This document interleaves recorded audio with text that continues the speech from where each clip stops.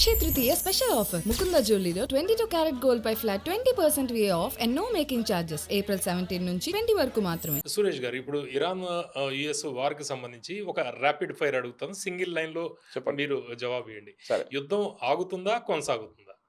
యుద్ధం 2 వారాల్లో ఆగిపోతుంది.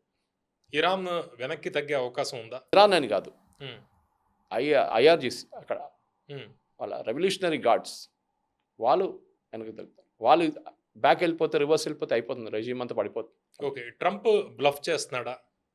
అది గేమ్, అది yes. Answer is yes and explanation is ఇదొక టాక్టిక్ ప్రెషర్.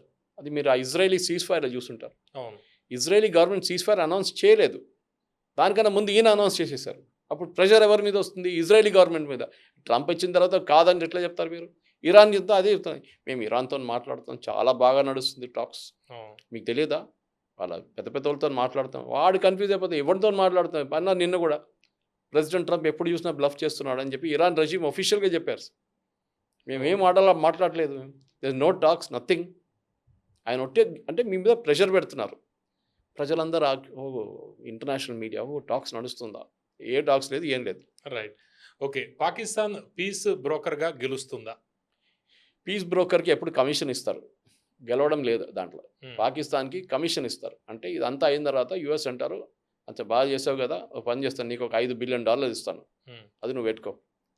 నీ ఫారిన్ ఎక్స్చేంజ్ పొజిషన్ దారుణంగా ఉంది పరిస్థితి, 25 బిలియన్ కూడా లేదు నీ దగ్గర. ఇండియాలో చూడు 700 బిలియన్ ఉంది వాళ్ళ దగ్గర. నేను పని చేస్తాను, 50 బిలియన్ ఇస్తాను. మీ F-16 ఉంది కదా, అంతా అప్గ్రేడ్ చేసి ఇచ్చేస్తాను, నేను ఫ్రీగా అప్గ్రేడ్ చేసి ఇస్తాను. అసీం మునీర్కి నేను కావాలంటే ఒక పీస్ ప్రైజ్ కూడా ఇప్పిస్తాను, నోబెల్ పీస్ ప్రైజ్. ఇది America strategy. Okay, oil shock వస్తుందా?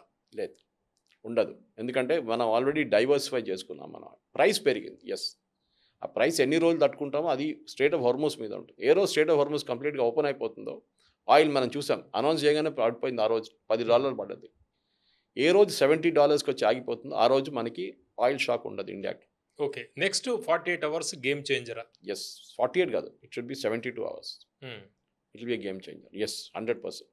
ఆర్ యా పార్ అదే నడుస్తుంది. Okay, thank you very much sir.